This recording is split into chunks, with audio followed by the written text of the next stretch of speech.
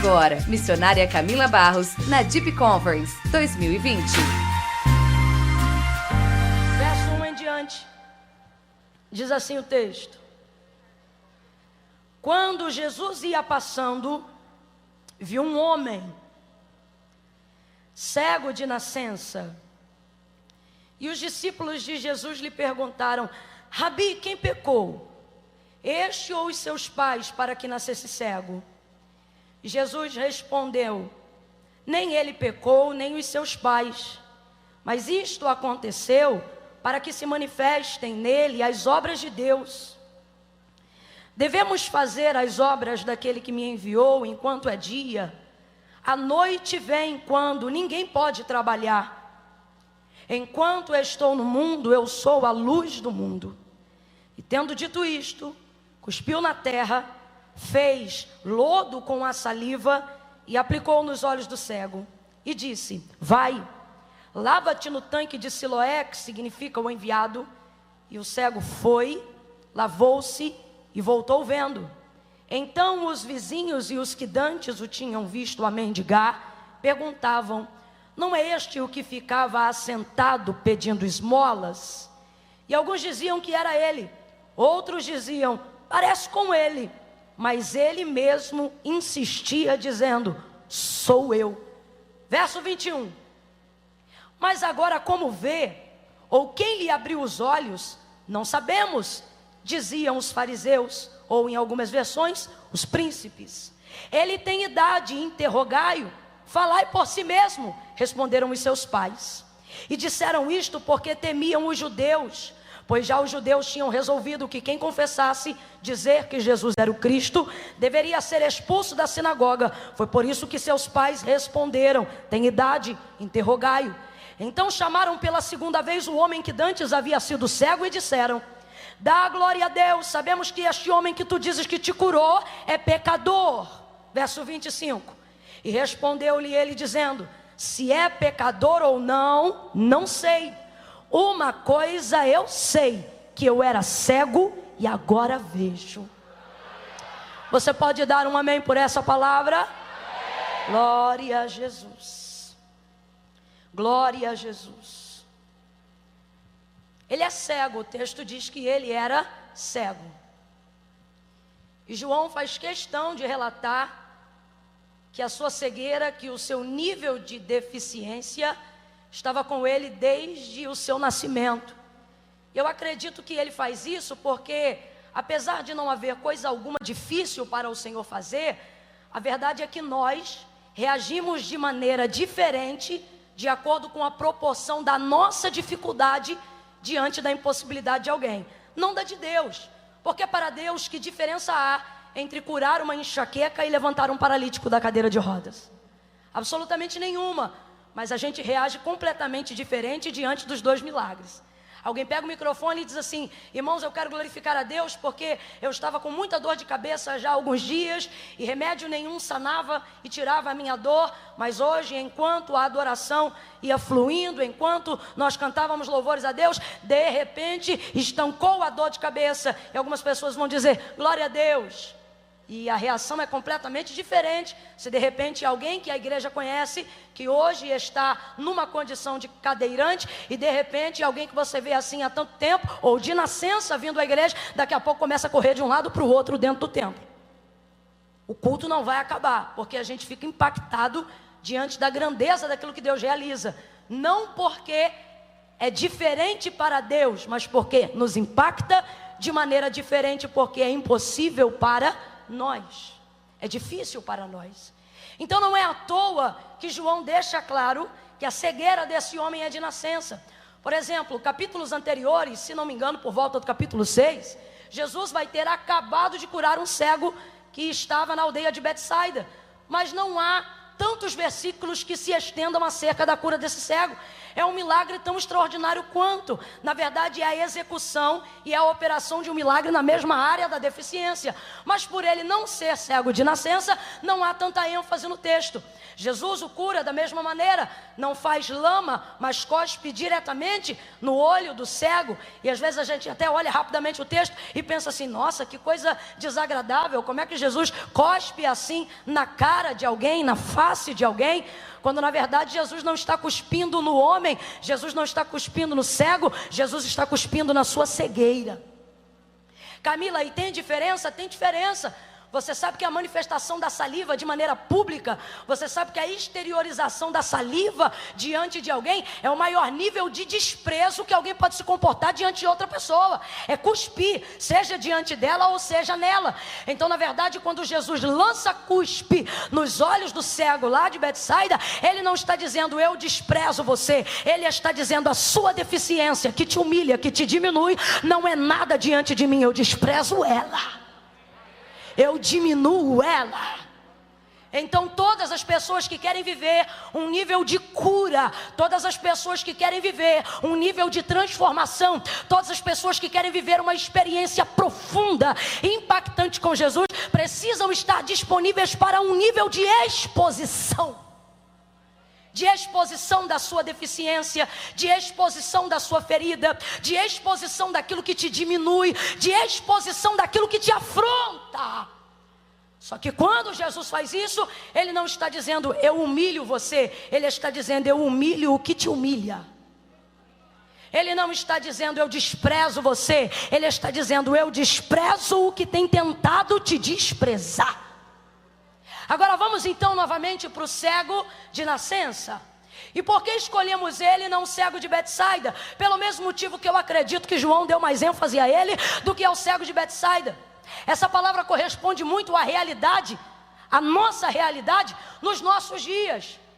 Porque você sabe que as maiores deficiências não são aquelas que a gente carrega e aparenta do lado de fora. E você sabe que tem um jargão popular aí que resume com exatidão aquilo que eu estou tentando dizer.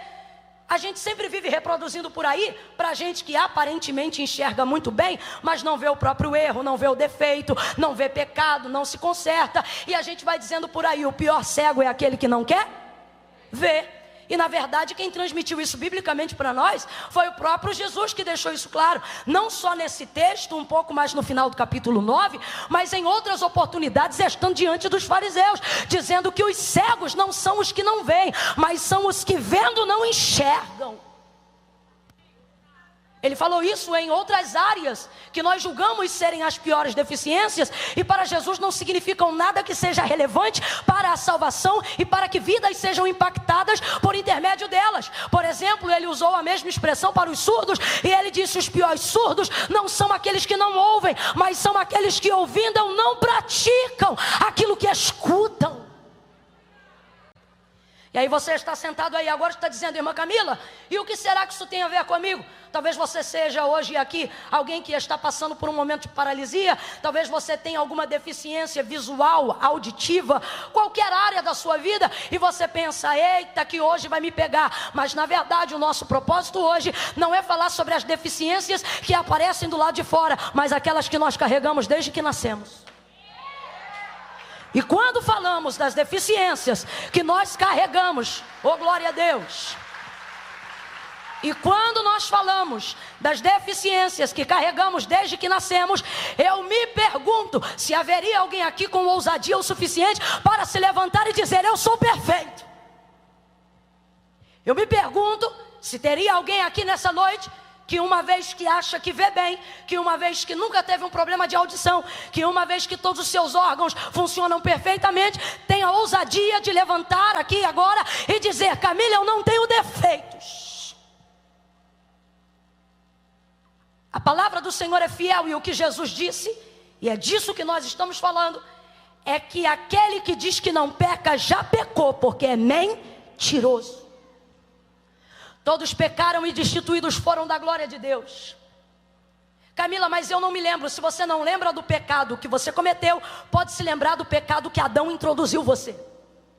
Camila, eu não vou fazer isso porque eu não quero me martirizar. Nem eu quero que você se martirize, mas eu quero que você passe a valorizar a graça que está sobre a sua vida. Paulo vai escrever a carta aos Romanos e vai tipificar com maturidade o que a gente está tentando expressar aqui nessa noite. Ele vai dizer, olha, o querer bem está em mim, e eu projeto fazer aquilo que é bom. Ele está dizendo, eu me organizo para fazer aquilo que é certo. Eu trabalho na minha mente para conseguir executar aquilo que é bom, aquilo que é agradável, aquilo que glorifica a Deus. Vou trocar para miúdos. Paulo está dizendo, eu programo o jejum na segunda-feira. Eu programo fazer um voto na terça-feira. Eu tento pagar as promessas que eu tenho colocado diante de Deus. Mas ocorre que quando eu vou executar, escuta isso, o bem que eu estou planejando, me deparo com uma outra lei, a lei do pecado, que opera fortemente nos meus membros. Ele está dizendo, ele está enraizada na minha carne. Por mais que ele seja um cristão, por mais que ele tenha tido um encontro íntimo e sincero com Cristo, em Atos capítulo de número 9, ele está dizendo, há uma guerra. Ela é real e não pode ser ocultada. E aí ele vai dizer, então ocorre que esta lei opera em mim, e o bem que quero fazer não faço, mas o mal que eu não quero, esse faço. Ele está dizendo, planejo para fazer o bem, e sem que eu tenha planejado para fazer o mal, já fiz. Quem controla um pensamento? E a Bíblia diz que o pecado já está ali na sua conceição. Mas o texto não termina com desgraça. O texto termina com ele dizendo, mas graças dou a Jesus Cristo. Oh, será que alguém compreende isso nessa noite? Então faça como o apóstolo Paulo, levante a sua mão e renda alguns segundos dando graça a Jesus Cristo. Por quê? Porque graças a Jesus Cristo eu brigo com essa lei, mas ela não domina sobre mim. Porque graças a Jesus Cristo eu olho uma vez, mas não olho duas. Porque graças a Jesus Cristo eu desequilibro, mas não caio. Porque graças a Jesus Cristo eu peco, mas não sou hipócrita. Sei aonde erro, mas também sei aonde encontro perdão. Graças dou a Jesus Cristo, nosso Senhor e Salvador, em comum, disse ele. Aleluia! Oh, aleluia! Temos deficiências da nossa natureza adâmica. Temos deficiências do nosso eu interior. A carne não presta. A carne não opera para Deus voluntariamente bem nenhum. Eu vou repetir porque eu quero que você guarde isso, não gravar nada do que eu vou falar agora, para que você nunca subestime você. A carne não opera para Deus voluntariamente bem algum. O que conseguimos executar em nosso corpo para a glória de Deus e no nosso estado de pureza para a glória de Deus é feito por convencimento e obra do Espírito Santo. Não fique pensando que você saiu esses dias todos, aonde o carnaval está comendo em algum lugar, e veio para cá dizendo, eu vim porque eu sou muito crente, eu vim porque eu sou muito responsável, eu vim porque eu sou muito diligente. Você veio porque o Espírito Santo te convenceu, porque senão você ia estar no sofá, você ia estar na praia. Porque a carne não diz vai para a igreja, a carne diz fica em casa, você já trabalha de segunda a sexta. A carne diz você está ficando beata, está ficando maluco, fica em casa, descansa. Os crentes já estão com a vida ganha, você também já está salvo, você não precisa estar na igreja para ir para o céu, descansa. A carne só milita em prol dela mesma. E é esta deficiência que muitas vezes nos coloca em posição e em condição de paralisia, porque nós nos olhamos do lado de fora, olhamos aquilo que conseguimos fazer e achamos que não precisamos que Jesus venha nos expor a um nível de constrangimento para que sejamos curados verdadeiramente de dentro para fora. Agora veja o texto e veja como Jesus lida com as nossas deficiências. E passando Jesus, e eu gosto mais da narrativa de João para falar desse cego do que de qualquer outro evangelista. Por quê? Porque João sempre usa a conjugação do verbo no gerúndio. E o que é o verbo no gerúndio? O verbo continuativo. João nunca diz e passou Jesus. Ele está contando algo que aconteceu no passado. Completa aí para mim, por favor, para eu saber que você está me acompanhando. Ele sabe que essa história está sendo contada no... Vem, gente, preguicinha do cão vai saindo em nome de Jesus. Esta história está sendo contada no... Então ele poderia tranquilamente dizer, e quando passou Jesus, viu um cego, mas não. A maioria dos milagres na narrativa de João, ela tem a sua tradução na conjugação do verbo gerúndio, que é o verbo continuativo. O que é este verbo? É a capacidade de contar histórias do passado, como se elas estivessem acontecendo na hora que estão sendo contadas. E você diz: Camila, por que você gosta dessa versão? Eu gosto porque é exatamente o que acontece hoje. A gente pega uma coisa que Jesus fez no passado e conjuga no gerúndio, verbo continuativo. Por quê? Porque ele continua passando, continua curando, continua salvando, continua libertando. Se você acredita nessa verdade, se você acredita nessa verdade, segura as palmas só um pouquinho, pega na mão da pessoa que está do seu lado, e só nessa pegada de mão já faz ela perceber que você não veio aqui fazer uma social. Faz ela perceber que assentou-se ao lado de um profeta do eterno, de uma profetisa das nações. Pega, não solta não, vambora. Não faça disso um momento esquisito, faça disso um momento profético. Segure a mão desta pessoa com firmeza e diga para ela: ele está passando, ele ainda está passando, ele ainda está passando, ainda está curando, ainda está visitando, ainda está renovando. Ele é o mesmo ontem, hoje e será eternamente. Aquele que era, aquele que é e aquele que há de vir para buscar a sua igreja. Ele não muda.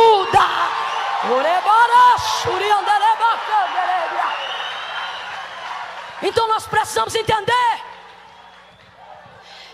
que as deficiências que não eram absolutamente nada para Jesus, nos dias que estes milagres estavam sendo escritos e compartilhados, elas continuam não sendo absolutamente nada. Sabe qual é o nosso problema? A gente olha para as nossas deficiências e, por nos constranger, e eu vou falar rasgado porque eu quero que todo mundo entenda de que tipo de deficiência nós estamos falando. Qual é a maior deficiência do homem que o impossibilita de viver uma vida plena com Deus? Pecado. E quando nós olhamos para essas deficiências, começamos a desenvolver o seguinte raciocínio: eu não posso me aproximar de Deus porque eu sou pecador, porque eu sou deficiente. Não posso porque eu não consigo largar a pornografia. Não posso porque eu não consigo largar o vício da masturbação. Não posso porque eu não consigo parar de fazer sexo fora do casamento com a minha namorada. Não posso porque hoje eu estou com um pé na igreja e estou com outro pé fora da igreja. Camila, eu não consigo ser crente. Você não consegue ser ímpio, porque se você conseguisse, você ficava com os dois pés lá fora. Se você bota um lá e outro cá, é porque você tem saudade da casa e sabe quem te chamou. Mas escute aí, vai ouvindo. Vai ouvindo. Nós vamos fazer assim, ó, eu vou dar um tempo. Quando eu der um tempo, aí vocês aplaudem. Enquanto eu não der esse tempo, não aplaude não. Reage com glória a Deus e aleluia. Camila, é nosso jeito de reagir. Eu sei, mas é porque eu quero falar um monte de coisa.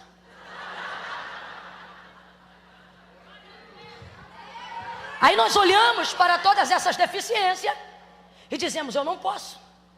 E esquecemos que, na verdade, todas as pessoas que Jesus curou, a deficiência delas, o que elas tinham, o que depunha contra as próprias, na verdade não era a mola propulsora que jogava elas para fora da presença de Deus.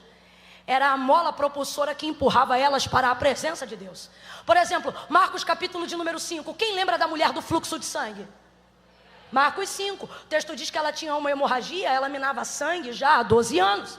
E dentro da cultura judaizante, sobretudo da herança levítica da ordem de Moisés, toda pessoa que estivesse na condição dela, ou seja, uma enfermidade ligada ao sangue, era tomada como uma pessoa imunda. Eu disse suja ou imunda? Suja ou imunda? Camila, tem diferença? Tem diferença. De vez em quando você pega uma roupa que você já usou de novo, tá limpa? Não, tá suja, mas você se faz desentendido e usa. Às vezes está até com um borrão aqui, só que não deu tempo, está na correria, está no Jeep. Aí você chega na igreja e a pessoa diz: menina, sujou aqui. Aí você: é mesmo? Por quê? O que isso significa?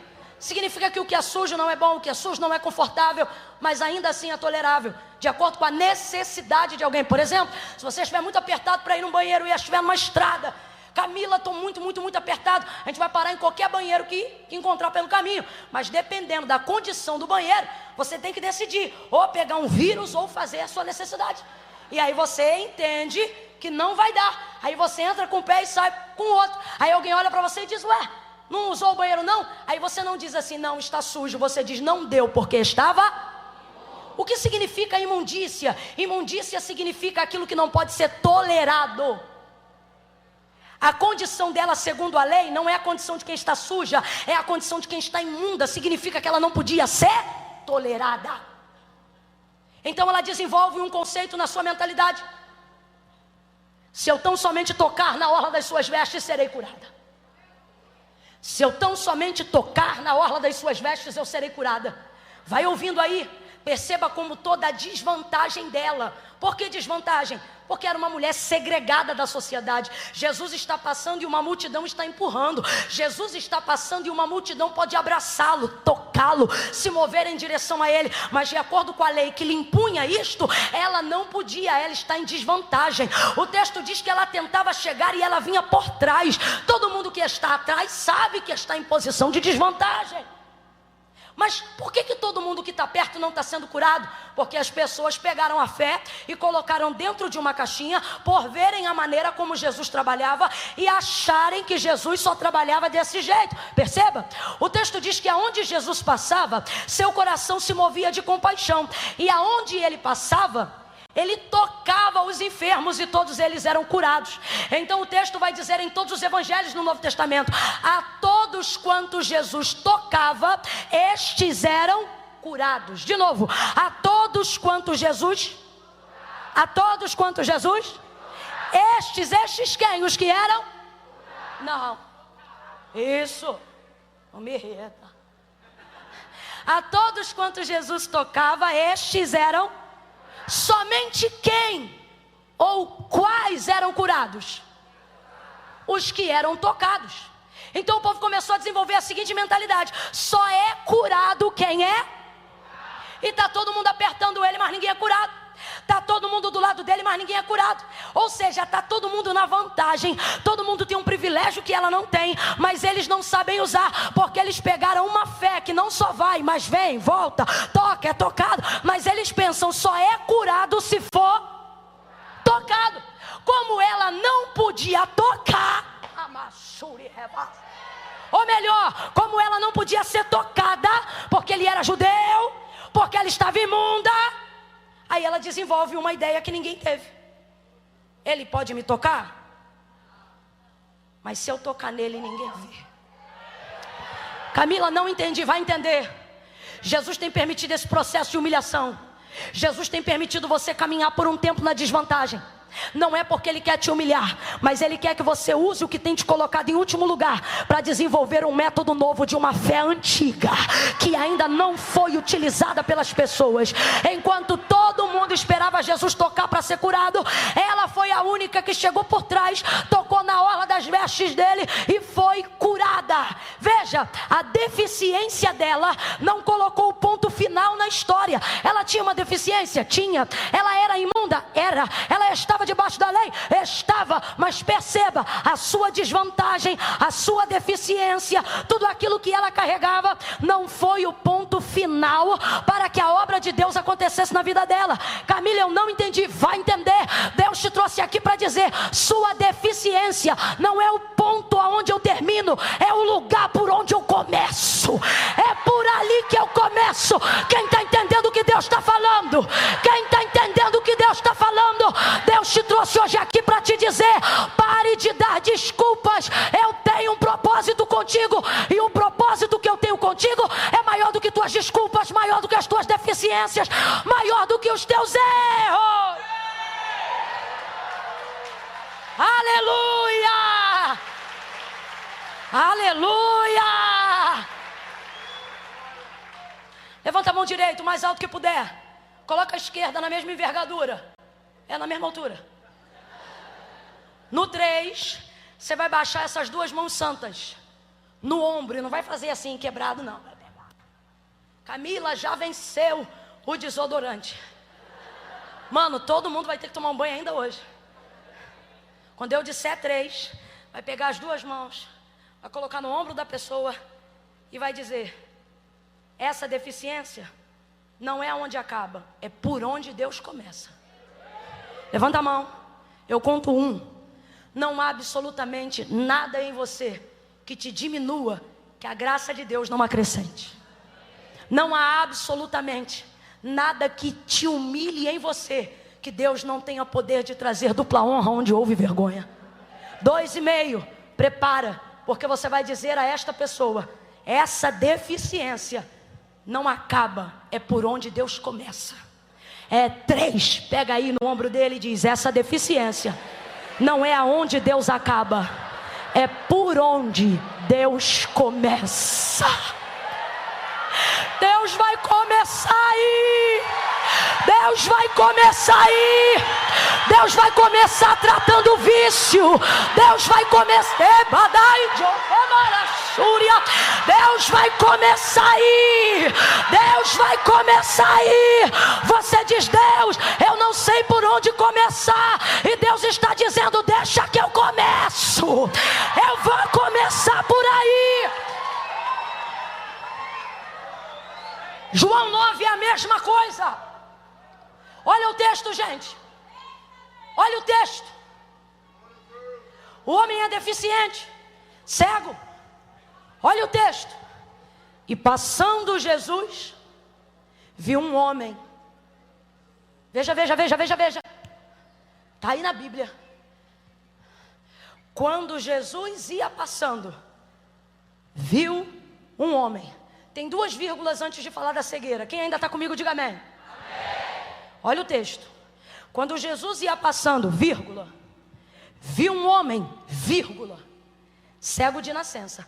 Quem vem primeiro, segundo o que Jesus está olhando, passando e vendo? Jesus está vendo primeiro o cego ou primeiro o homem?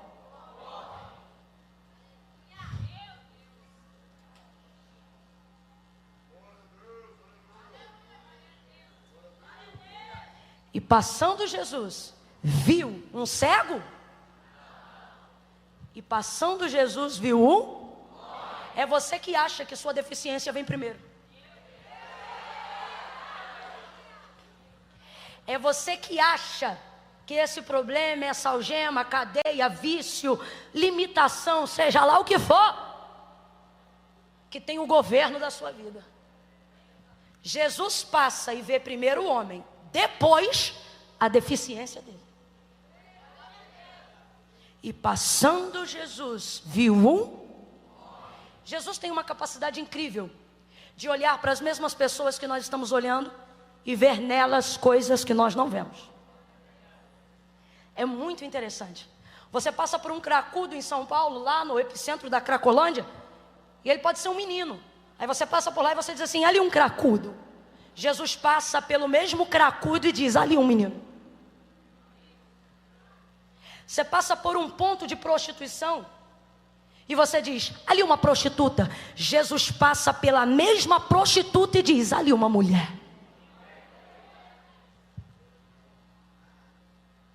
Você passa por um viciado e diz: ali um viciado.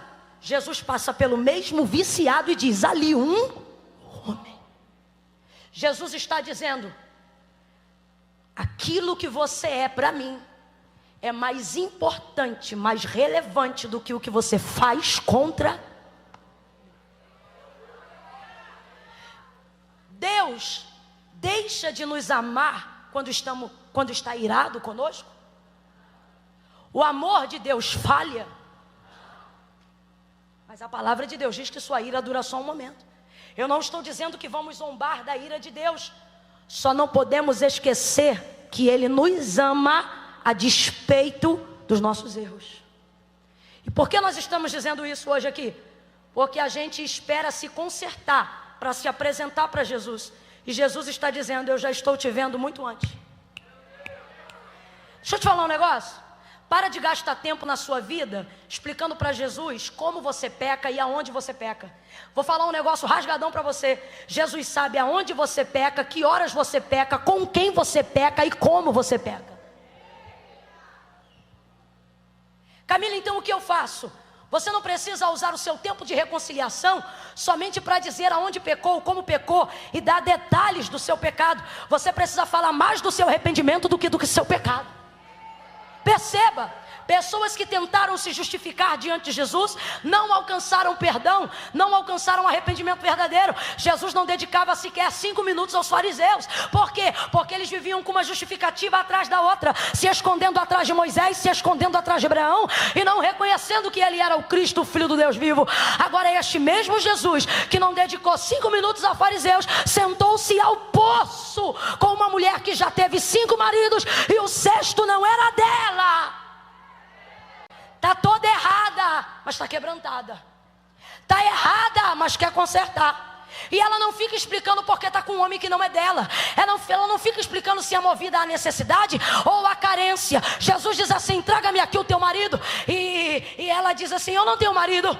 E ele diz: tu disseste com verdade. Agora eu te pergunto, admitir que não tem marido é admitir que o homem que ela está não é dela. Responda para mim com inteligência. Isso é bonito? É bonito? Mas olha o que ele diz: tu disseste bem. O que ele está dizendo? O que você faz é bonito? Não, mas o que você fez agora é sincero. O que ela fez? Ela se justificou? Não, ela confessou. Tu disseste com verdade. Aí por causa disso, ela confessou. E o que a Bíblia diz? Aquele que confessa e deixa alcança misericórdia. Manifestou-se a misericórdia, a graça redentora de Deus em Cristo, e essa mulher recebeu perdão. Lembra do pródigo voltando para casa? Poderia ter dito: pai, eu fiz isso porque eu sou novo. Pai, eu fiz isso porque eu sou inconsequente. Pai, eu fui ignorante. Pai, isso, pai. Não, meu irmão, não teve essa. Quando ele chegou: pai, pequei diante do céu, perante ti, não sou digno de ser chamado seu filho. O pai perguntou aonde ele andou. O pai perguntou com quem que ele dormiu. O pai perguntou o que ele cheirou. O pai perguntou se ele usou. Pega uma sandália, um anel, mata um cordeiro, porque o que estava perdido se achou. Você vai olhar para pelo menos 3 pessoas e vai dizer para elas assim: menos justificativas, mais confissões. Menos justificativas e mais confissões. E você vai conseguir deixar o pecado, e o pecado não vai mais querer habitar em você. E passando Jesus, viu um homem, cego de nascença. E os discípulos de Jesus, vendo que Jesus via o homem, rapidamente perguntaram: Rabi, quem pecou, este ou os seus pais, para que nascesse cego? E Jesus respondendo disse: nem ele, nem os pais pecaram para que ele nascesse cego, mas isto aconteceu para que nele se manifeste a obra de Deus. Olha isso. Você não vai encontrar em nenhuma outra operação de milagre que Jesus tenha executado no cumprimento do seu ministério aqui na terra, os discípulos escolhendo a pessoa que Jesus vai operar o milagre para fazer tese ou debate teológico de por que ele está assim. Você não vai encontrar. Mas quando se trata deste cego, eles começam a discutir sobre a vida do cego. Não fizeram isso antes, mas estão fazendo isso agora. E é complicado, irmão, é complicado. Porque enquanto Jesus vê a humanidade dele, os discípulos só veem a sua deficiência. Ninguém vê como Deus vê. Ninguém conhece a gente como Deus conhece. Deus trouxe alguém hoje aqui e está dizendo: até quando você vai permitir que a opinião das pessoas norteie a identidade que você tem? Até quando você vai achar que opinião pública, que comentário de internet é mais importante do que o que a palavra de Deus diz ao seu respeito? Até quando?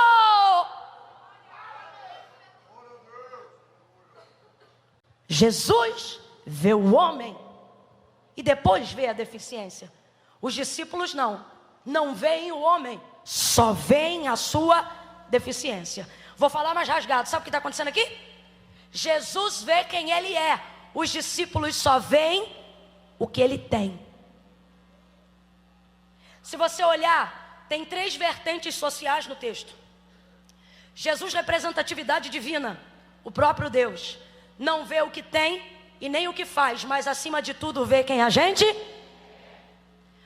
Os discípulos, tipologia muitas vezes do clero religioso, não veem quem a gente é, primeiro veem o que a gente.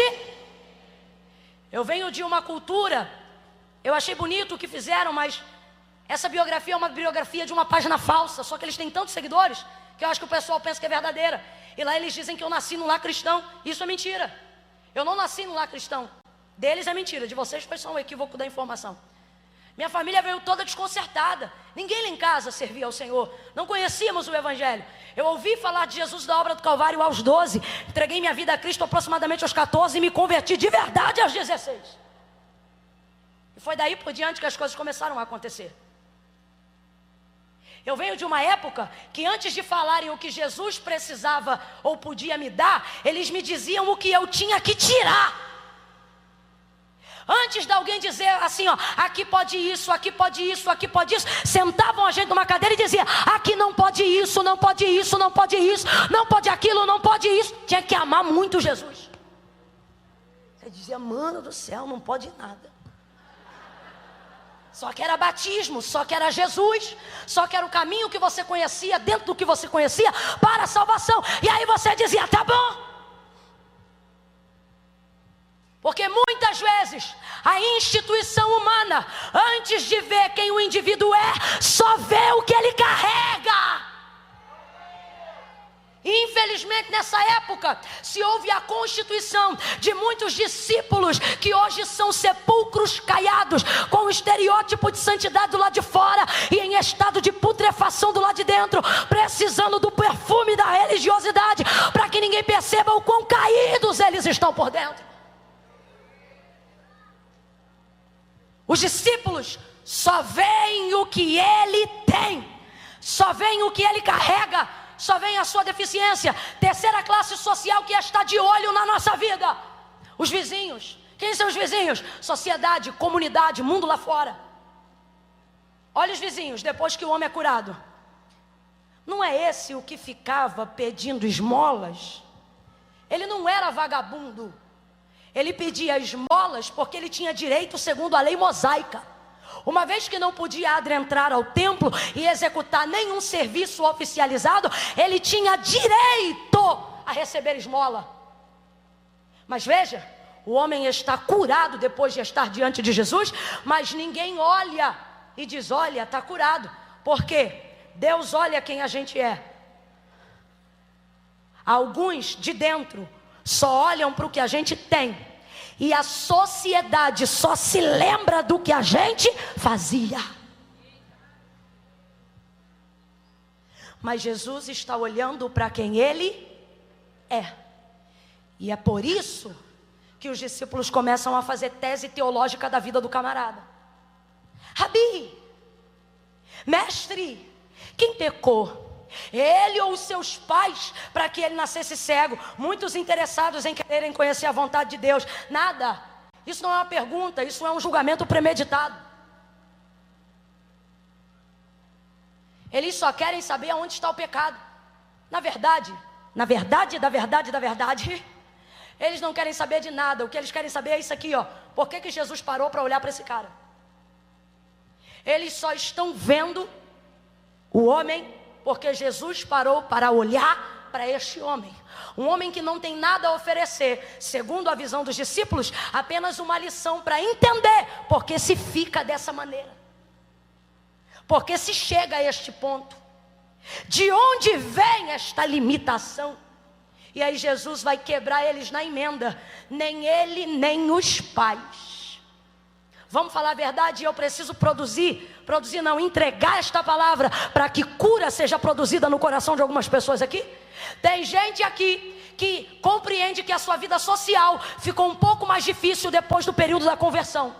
Tem gente aqui que percebe que a sua vida social, seu relacionamento de amizade, ficou um pouco mais criterioso depois que você se tornou um membro ativo do corpo de Cristo.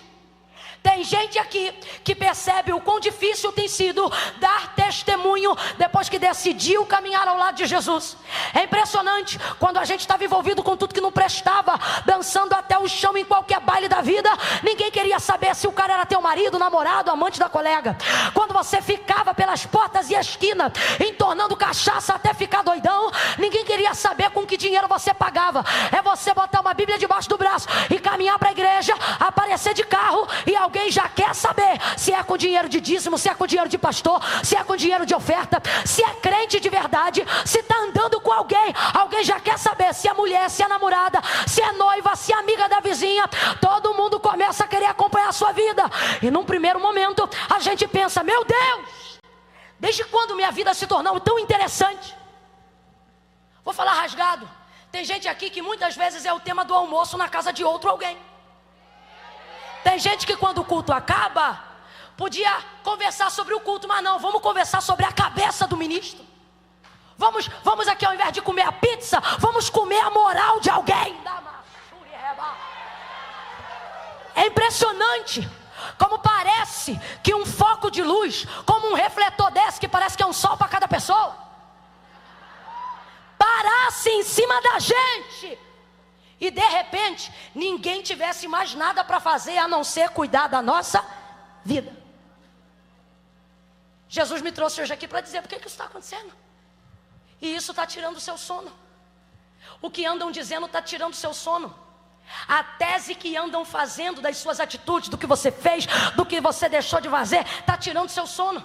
Você acha que é a sua cor, você acha que é o seu cabelo, você tenta mudar o seu jeito de vestir para ver se as pessoas param de falar. Você tenta mudar seu jeito de cantar, tenta mudar seu jeito de pregar, você tenta trocar de igreja, você tenta dar um jeito, mas aonde você vai se repete a história e acontece de novo. E Deus está dizendo: está perdendo sono por isso? Deveria estar dormindo tranquilo. Por quê? Porque você não percebe que antes ninguém falava? Você não percebe que antes ninguém comentava? Então na verdade não é que você é tão importante, eles só estão olhando para você porque desde que eu passei não parei de te ver, desde que eu passei não parei de olhar para você. Irmãos, eu não estou trazendo no altar mensagem facciosa, mas a exposição da verdade precisa ser feita. E Deus trouxe gente hoje aqui para dizer: vai dormir em paz. Eles não estão interessados em você, eles estão interessados em saber o que eu vi em você. Por que eu te escolhi? Por que eu te chamei? Sacode alguém e diz: vai dormir, vai dormir, vai orar, vai ler a Bíblia, vai ficar em paz com Jesus. Ele me viu, ele me viu, ele me viu. O que incomoda é que ele te viu. O que interroga é que ele te viu. O que fazem as pessoas se questionarem é que ele te viu. Sabe por que falam? Porque querem saber o que foi que ele... Só que a parada é tensa. Por quê? Nem a gente...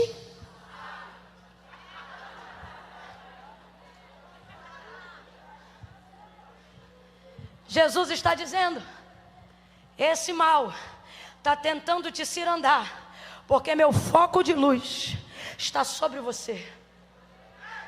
Estão tentando diminuir o que você faz, estão tentando diminuir a experiência que você teve. Não é a cor dos seus olhos, nem de sua pele, não é seu jeito de vestir, não é sua forma de pregar, não é o seu jeito de falar. Tem gente sentado que diz: mas grita demais. Há outros que já dizem: a outra é muito quieta. Mas sabe por que comentam? Porque o microfone está na mão de quem grita. Sabe por que falam na hora de quem está quieto? Porque o microfone está na mão de quem está quieto. Olham para o altar e dizem: eu acho que tinha tecladista melhor. E sabe por que falam? Porque o teclado está na mão de quem está falando. Amana calabai jo rebarassuri quemai de canto ré. Delebarai jo vavasuri kande kai jo.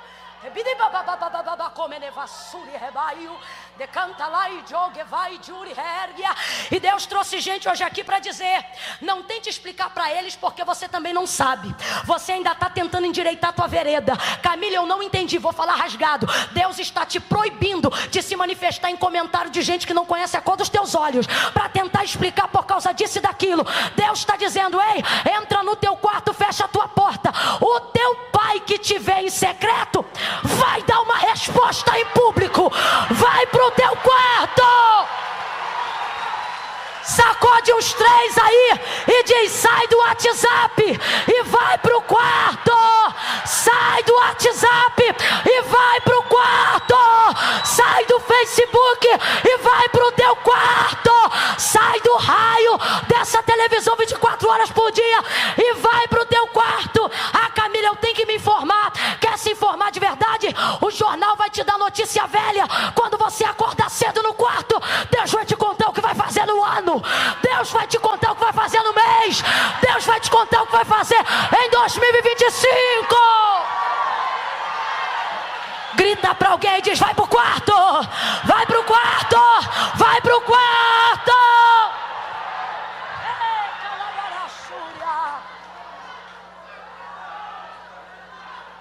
Jesus trouxe alguém hoje aqui que é um pouco centralizador e está dizendo: vai ver, o problema sou eu. E Jesus está dizendo: filho, não é você. Você já estava até curtindo essa perseguição, porque o ser humano é tão terrível que ele consegue alimentar o ego até diante da perseguição. Já conversou com gente assim que ama dizer que está sendo perseguido?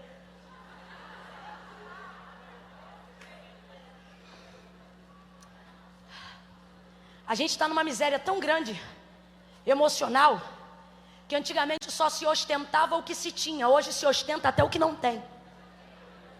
E é isso que está gerando no povo esse personagem de humildade, que é um personagem. E a pessoa fica ali, né? No fim ela já fica: ah, eu sou perseguido porque sou queridinho de Deus.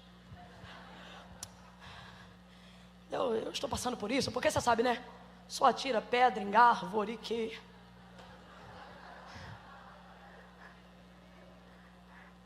Deus diz: baixa a bola. Não é com você, é comigo. E se você tomar ofensa para você, quem vai resolver é. Mas se você entrar no quarto e passar a bola para mim, quem vai fazer gol sou eu.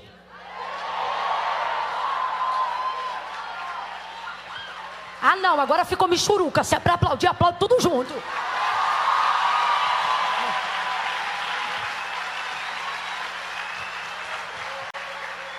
Olha Jesus respondendo eles. Jesus trouxe alguém hoje aqui para dizer: deixa que eu respondo. Quem aqui já elaborou discussão na mente, já elaborou ganhando a discussão?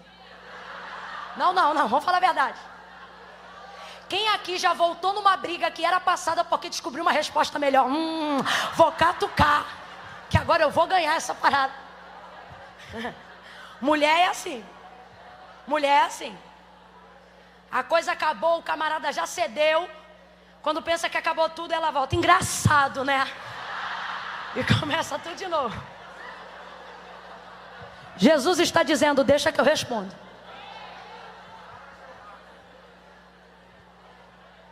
Aqui, toda pergunta requer uma resposta, sim ou não?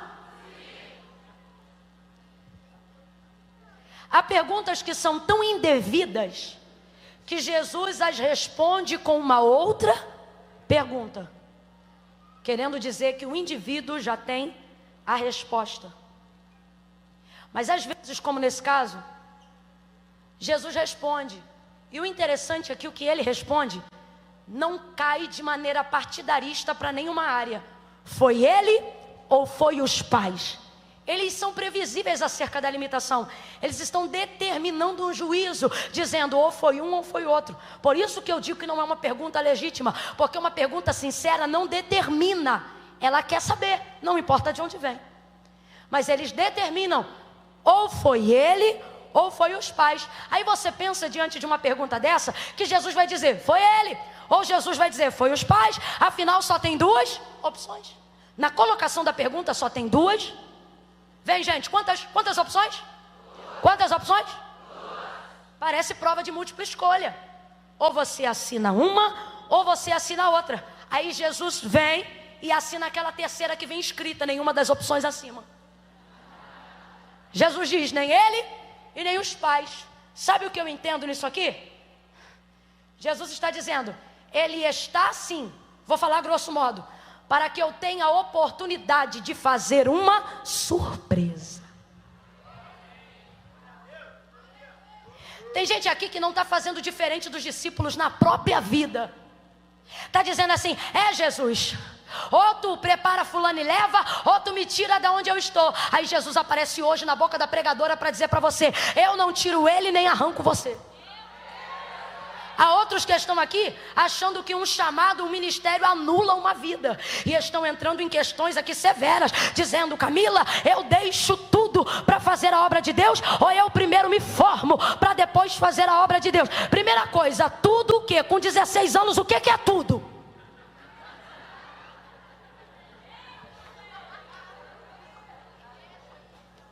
Porque minha cabeça está fervendo, só se for de piolho, garota. 16 anos. Eu não estou diminuindo a sua dificuldade e a sua angústia, não me tenha por mal. Eu só estou dizendo que você se está afligindo-se antecipadamente por coisas que no momento nem lhe dizem respeito. Você entra aqui hoje, vamos agora aos mais velhos, aos que têm 30. Vamos aos mais idosos, aos de 50. Vamos aos anciãos de dias, aos de 70. A gente se coloca em situações ante as nossas deficiências. E pior do que ter gente limitando a gente do lado de fora, são as muralhas que a gente mesmo constrói do lado de dentro. E posso te falar? Ninguém é mais algoz com você do que você mesmo. Porque o que alguém lança por mim, em mim, eu carrego se eu quiser, mas o que eu penso de mim, nem quando eu quero me livrar, o trem sai. Por isso Jesus diz, eu sei o que penso de vós. Deus diz. Porque o pensamento dele é melhor do que o nosso. Jesus disse, eu não vos julgo. Vocês se julgam. A ninguém eu julgo. Começamos a impor limites dentro de nós. E a gente começa a trafegar igual os discípulos, dando para Deus opções para ele agir. Dando para Deus opções para ele responder. Os mais novos dizem, Senhor, eu viro empresário ou eu viro pastor? Aí Jesus diz, e se eu te disser que tu não vai ser nem empresário e nem pastor?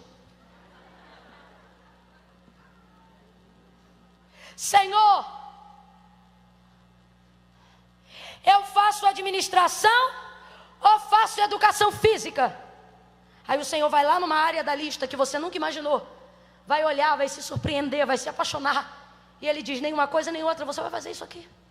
Jesus está dizendo para alguém hoje aqui, sua deficiência quer me tirar do trono da minha glória, quer me tirar do auge das minhas possibilidades e me colocar numa caixinha dentro da sua mentalidade, dizendo, ou faz assim ou faz assado. Jesus está dizendo, eu não sou churrasco. Ao invés de você me tirar daqui para me colocar aqui, deixa eu pegar você daqui. Vem ver aqui de cima o que eu tenho para você. Vem ver a amplitude das possibilidades que eu tenho para você.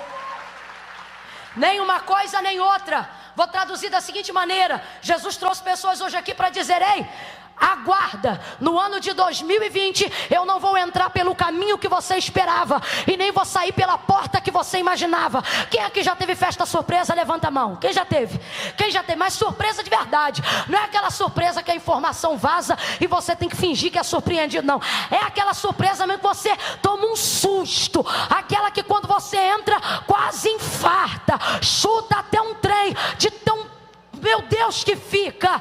Deus está dizendo: pois vai acontecer desse jeito. Eu vou entrar por um caminho que você não imaginou.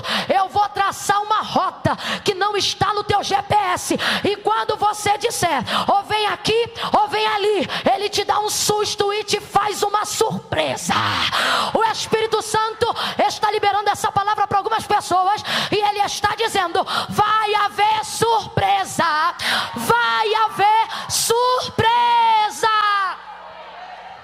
Nem uma coisa nem outra. Michuruca não. Nem uma coisa nem outra. Isto aconteceu para que eu possa fazer o que o Pai quer que eu faça. Veja, e aqui eu repito pela terceira vez: a deficiência dele não é o ponto por onde Deus acaba, mas é o caminho de por onde Deus começa. E tendo dito isto, cuspiu no chão, fez lodo. Lodo aqui para brasileiro é lama. Jesus fez? Jesus fez? Lama. Lama é tão sujo. Lama é tão rançoso. Jesus faz lama, e diz o texto, e aplicou nos olhos. Aplicou no corpo todo? Nos braços? Nas pernas? Somente na região dos olhos, porque era setorizada onde estava a sua deficiência. A lama tem um poder muito grande de exposição. Uma noiva pode estar de cristais Swarovski, do tule até o bordado da bainha, reluzente de um branco mais alvo que a neve.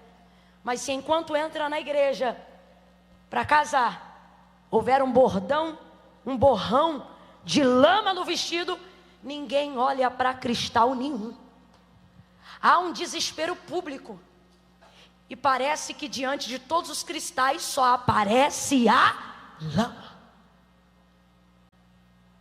Jesus está dando destaque à área da deficiência quando joga lama. Isso é um nível de exposição. E é aqui que eu afirmo que não é possível viver uma transformação verdadeira, um milagre tão extraordinário, se o nome de Deus não puder ser glorificado naquilo. Então, para ser glorificado, haverá um nível de exposição. Lembra de Lázaro? Recebeu a notícia a tempo, mas só deixou para ir até o sepulcro 4 dias depois da sua morte. A irmã dizia: já cheira mal. E quando ele vai orar, ele diz: olha, pai, eu sei que tu sempre me ouve, mas hoje eu falo em voz alta para que todos eles saibam que tu me ouve. Quando ele recebeu o pedido de Maria para ir à casa de Lázaro porque ele estava enfermo, o texto diz que Jesus, no caminho de ida, vai dizer assim: eu já sabia, mas não fui de propósito. Jesus queria que aquilo que estava ruim ficasse pior. Porque uma coisa é a comunidade dizer: Jesus curou Lázaro.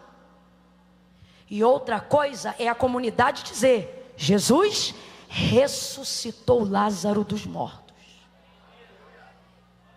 É você que determina, diante daquilo que você aceita se submeter, do que Deus, do que Cristo quer fazer na sua vida, que vai determinar a proporção do milagre. Se você se submete pouco, se você não aguenta a exposição, se você não confessa pecado, se você não expõe o erro, vai ser pequeno, vai continuar limitando você. Mas se você permite com que Jesus faça com você, em você, por intermédio de você e através de você, tudo o que Ele quiser fazer, o nome do Pai será glorificado em esferas que nem você era capaz de imaginar. Ele pega a lama e joga ali. Agora responda para mim: o homem já era cego e agora está sujo. Isso é pedagógico. Significa que aquilo que estava ruim conseguiu temporariamente ficar, porque já era cego. E agora ele estava tendo que lidar com aquela sujeira. Quando você começa um processo de transformação, de experiência com Deus, de aperfeiçoamento de caráter, de mudança de hábitos, de transformação de vida, normalmente todas as áreas de tensões da sua vida, que são ruins, momentaneamente elas tendem a ficar piores. É pedagógico. Jesus está ampliando os seus limites para que você seja largamente curado. Joga a lama nos olhos do cego e vai ele andando para o tanque de Siloé. Cadê o rapaz do teclado que a gente falou mal hoje? Cadê ele? Tá, é uma moça? Mas tá vindo um moço. Ah, não. Vem, moça. Rapaz, por isso que a gente falou mal desse moço, porque ele não é daqui. Tem gente aqui nessa guitarra também? Tem? João, cadê você, João? O amado do Pai. Aquele a quem Jesus amava, mas só está escrito no livro dele. Problema de autoestima João não tinha.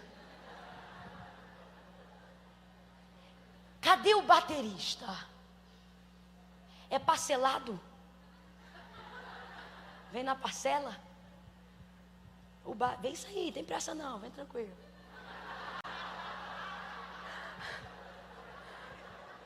Aleluia, aleluia, oh aleluia. Não espere eles não, minha filha, pode começar. Não solta essa fumaça agora não, que eu tosso que só. Segura essa fumaça aí. Mas eu não quero cerimônia de casamento não, eu quero um negócio assim forte.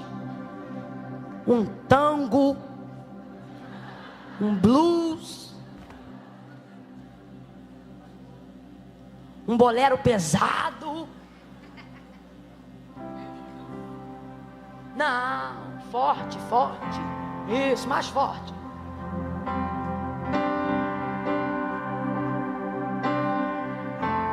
Não fique tímida, venha, venha, venha, venha, venha, venha.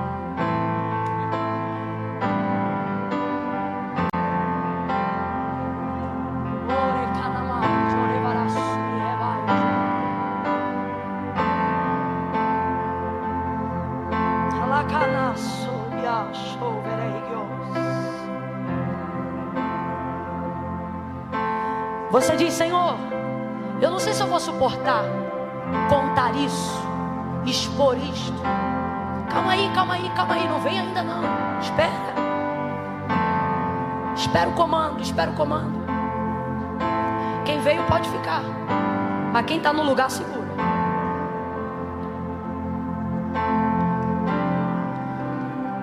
Aleluia.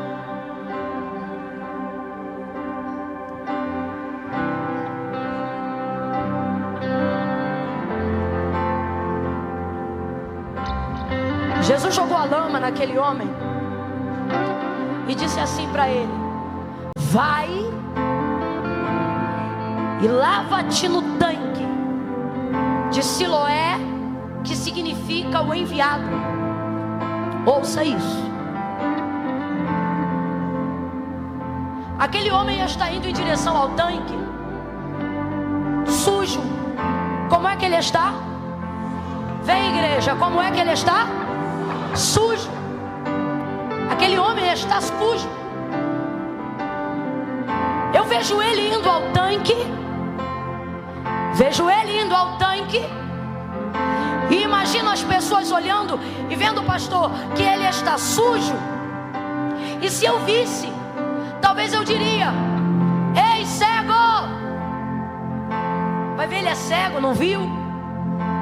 Tá sujo. Só que quem jogou aquela lama foi Jesus.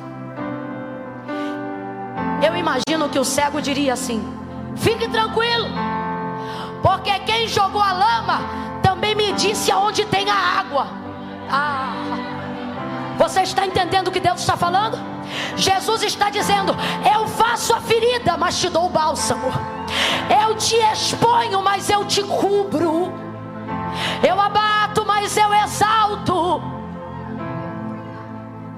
eu tiro a putrefação, a infecção, e eu sou o remédio.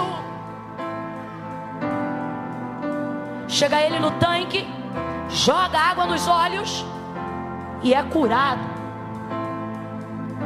Se você é tão inteligente quanto eu sei que é, responda aí: quem curou ele? A água de Siloé ou as mãos de Jesus? Vamos resumir: quem curou ele? A água ou Jesus? A água ou Jesus? A água ou Jesus? Quem cura é? Então você acabou de afirmar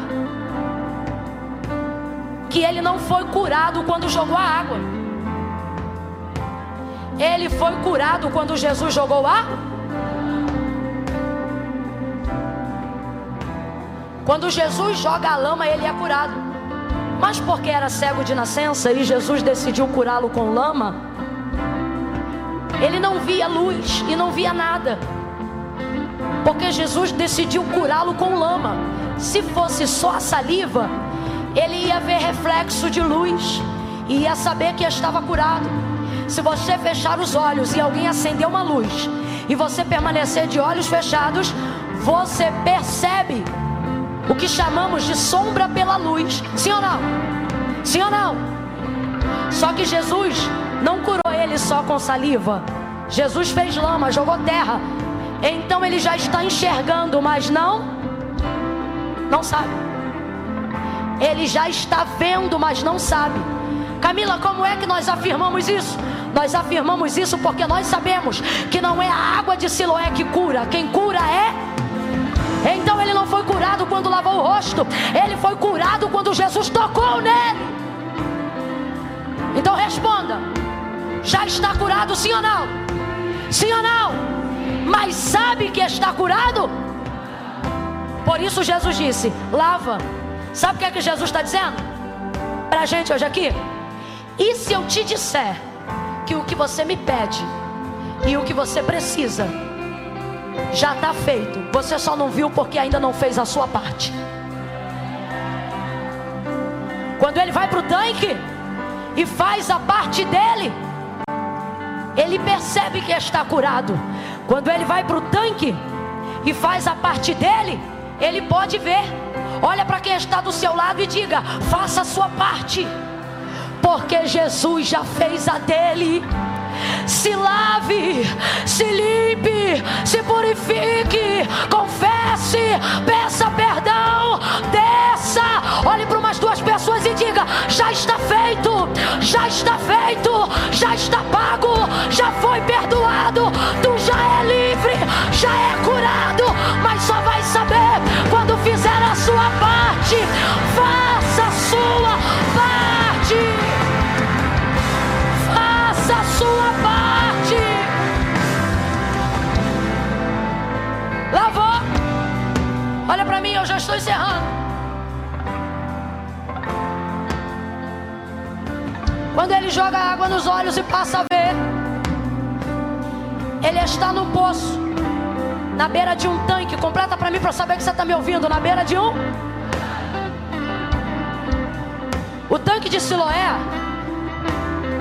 Abaixa só um pouquinho, meu povo. O tanque de Siloé tem uma cavidade que dá abertura de luz. E toda vez que luz solar ou luar bate nas águas, cria um efeito que a gente chama espelho d'água. Quem já se viu nas águas de um rio? Quem já percebeu o reflexo da mata nas águas de uma fonte? Quem já viu as pedras que refletem ao lado de uma cachoeira cristalina? Qual é o nome desse efeito? Qual é o nome desse efeito? Vambora, qual é o nome desse efeito? Tira agora o d'água. Qual é o nome do efeito? Espelho serve para quê? Refletir o que está diante dele, sim ou não? Ele está jogando a água nos outros ou está jogando água nele? O que Jesus faz por você não é para você apontar a lama que está no outro. Santidade não visa ver, não visa observar aonde está a sujeira do outro. Santidade visa observar aonde está a minha lama.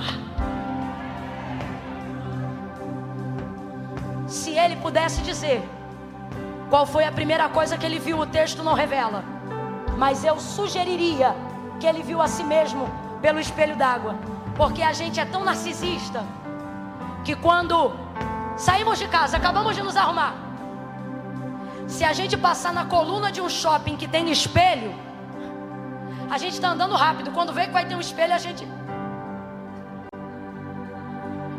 Sim ou não?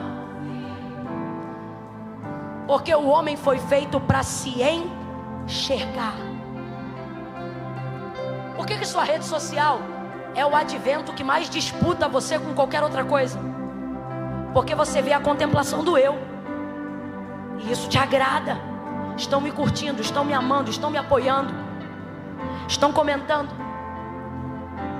O que Jesus está fazendo na nossa vida só vai ser relevante na vida das pessoas quando a gente entender que o que Ele fez por nós é para se cumprir em nós. E aí eu não vou precisar obrigar ninguém a ser santo. As pessoas vão olhar para mim e vão ver aquilo que Jesus fez.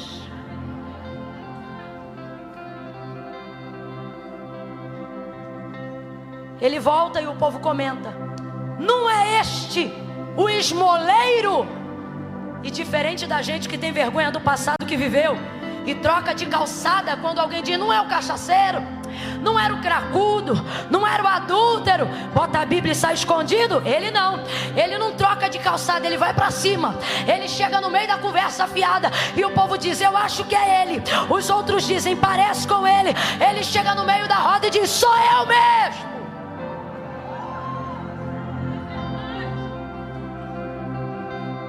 Sabe o que ele está dizendo?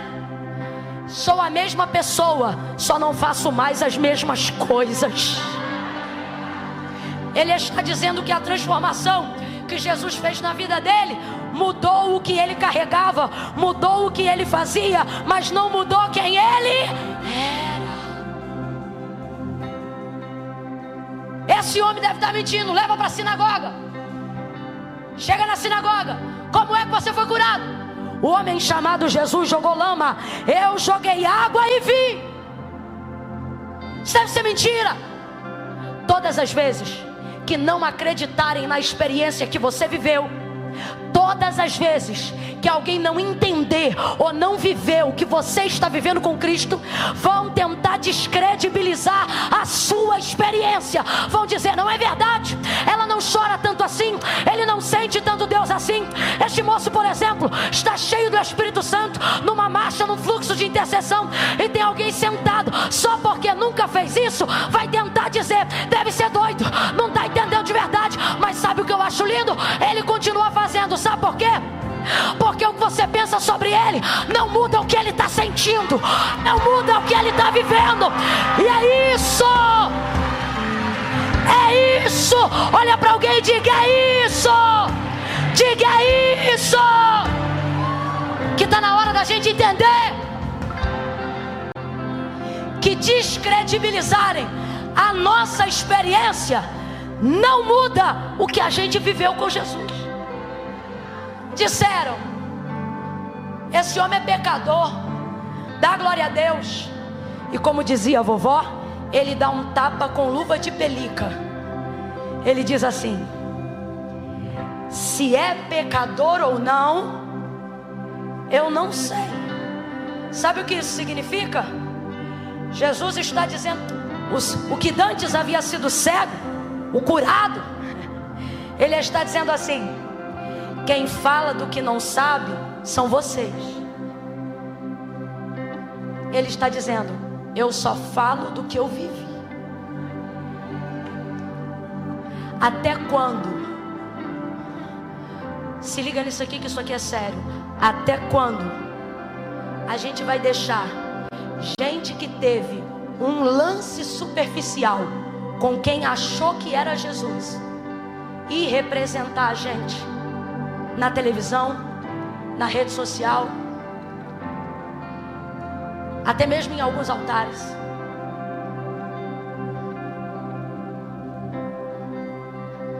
Gente que só fala do que não conhece. Gente que passou um ano na igreja e acha que é teólogo. Gente que porque fez um seminário acha que um diploma na parede outorga toda a autoridade dele.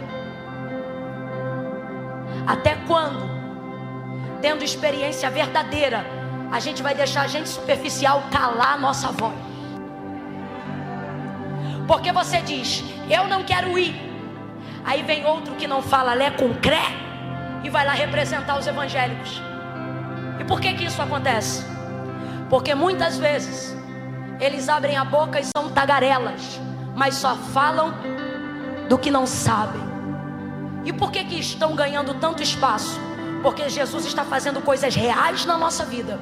Jesus está fazendo coisas poderosas na nossa vida. E de vez de publicarmos no mundo, guardamos só para nós. Mas este cego, ele diz, eu não sei se é pecador ou não. Sabe o que ele está dizendo?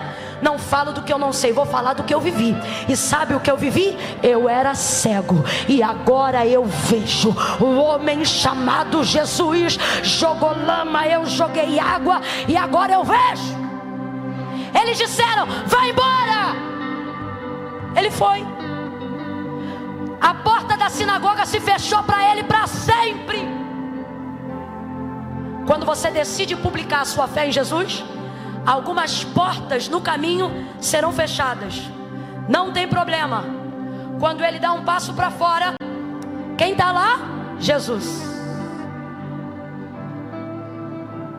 Aí Jesus olha para ele e diz assim, homem, veja, quando era cego Jesus o chamou de, quando era deficiente Jesus o chamou de, e depois que foi curado Jesus o chama de. Quem trata você diferente aos outros. Homem, tu crê que o homem que te curou é o filho do Deus vivo? Vira o que era cego do outro lado. Como crerei se não sei quem é?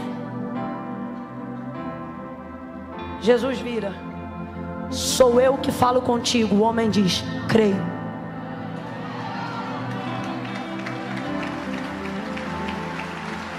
Para fechar, ele não creu porque Jesus disse que era Jesus. Ele creu porque Jesus disse que a experiência que ele viveu era a responsabilidade do homem que estava diante dele. Vou trocar para miúdos e até as crianças vão entender. Sabe o que Jesus está dizendo? Jesus está dizendo isso aqui. Você crê que quando você não me via, eu já te enxergava? Quem aqui, depois de viver uma experiência com Cristo, carrega até hoje a certeza de que quando você não sabia quem Jesus era, Ele já te guardava, já te cuidava? Jesus trouxe gente hoje aqui para dizer, o cego era você. Quando você não me via, eu já te via. Quando você não sabia quem eu era, eu já te enxergava. Quando você estava parado à beira do caminho, eu te alcancei. João 15, não fostes vós que escolhestes a mim, mas eu que vos escolhi a vós. Ele creu porque viveu uma experiência. Se você só crê em Jesus porque eu estou dizendo que Jesus é Jesus, você vai crer hoje e não vai crer mais amanhã.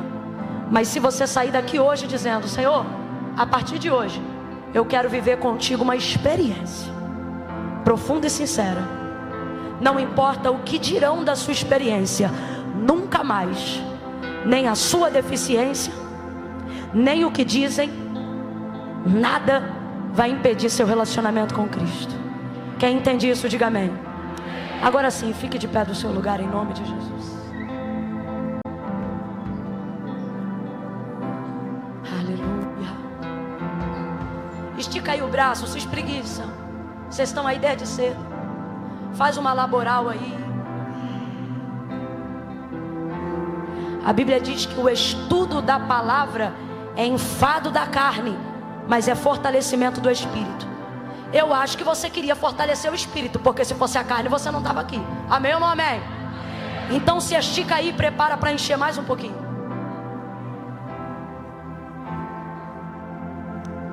Aleluia. Aleluia. Nós temos muita gente hoje aqui, graças a Deus.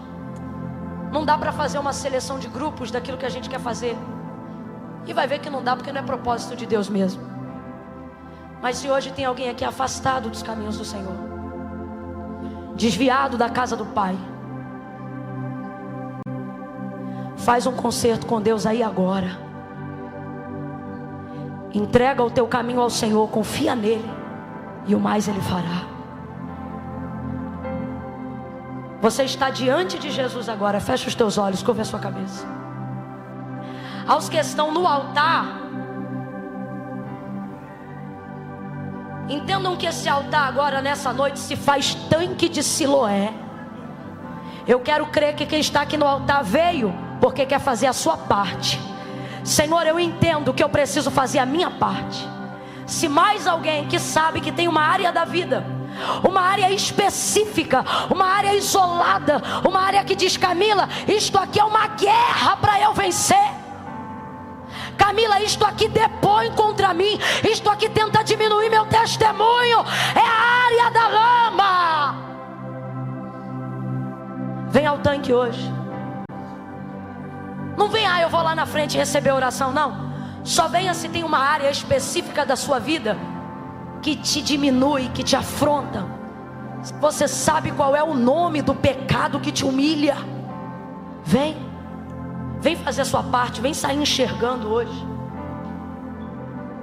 Eu vou orar agora, e quando eu terminar de orar, aonde houver alguém do seu lado, quando eu disser amém, você vai dar um abraço suado nessa pessoa. Calma que não é agora. Depois da oração, eu vou contar de 1 a 3. Aonde havia um jugo, uma cadeia, uma área deficiente, Jesus vai começar por ela hoje. Seja ela qual for. Quem acredita nisso, feche os olhos, curva a cabeça. Senhor, nosso Deus e nosso Pai, oramos em nome de Jesus nesta noite. Nos reunimos nesta casa, Senhor, não só para te servir, para te adorar, mas também para buscar a tua direção, para buscar a tua palavra. E nos colocamos diante de ti nesta noite como Pedro. Para quem iremos nós, se só tu tens palavra de vida eterna? Obrigada pela tua palavra, Senhor, por tudo que tu alinhaste nesta noite. Mas agora, meu Pai, estamos diante do tanque. Essa igreja hoje se faz o tanque, e queremos nos lavar. Queremos começar a fazer a nossa parte. Queremos começar a nos responsabilizarmos por aquilo que nos cabe. Queremos pagar os votos, queremos cumprir os propósitos. Repreende para longe de nós toda negligência, Senhor. Repreende para longe de nós todo espírito de apostasia, Senhor. Tudo aquilo que se opõe à tua vontade na nossa vida, em nome de Jesus, nós queremos lavar. Queremos lavar, Senhor. Lava, lava, lava, lava, limpa, purifica. Deus, nós não estamos nos movendo do lado de fora, porque compreendemos que as maiores deficiências vêm do lado de dentro. Por isso nós te pedimos: lava o lado de dentro, limpa, passa tuas águas nessa casa e na nossa vida nessa noite. E quando sairmos daqui nesse dia chamado hoje, possamos sair daqui dizendo: sou a mesma pessoa, só não pratico mais as mesmas coisas. só não carrego os mesmos hábitos, porque eu tive uma experiência com Jesus.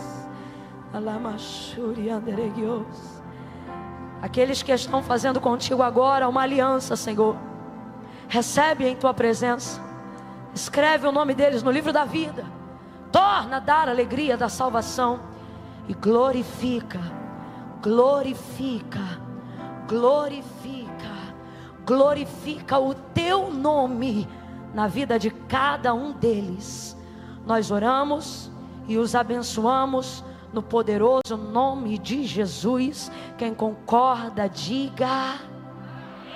De 2 em 2, estende a sua mão em direção a alguém. Aleluia. Não toca nele, pegajoso, só estende a mão. De 2 em 2, levante a mão. Quando eu disser 3, quando eu disser 3, você vai abraçar essa pessoa. Ninguém sozinho agora, gente, ninguém sozinho. Crede em Deus e estareis seguros. Credes que eu não vim fazer uma agenda, mas vim porque Deus mandou como profeta, e prosperareis. 1, diga para essa pessoa: está feito. 2, olha para... Não, eu conto 2. Olhe para ela e diga para ela: viva a sua experiência. 2,5, olhe para ela e diga: não negue o que você sentiu. Não oculte o que Jesus fez. 3, abrace essa pessoa agora e diga para ela: a sua deficiência não é o fim, é o começo. A sua deficiência não é o fim, é o começo. É por onde Deus começa. Oh, aleluia, aleluia. Se você acredita nisso, bota a direita lá em cima, a esquerda também. Dá a melhor salva de palmas que você puder para Jesus.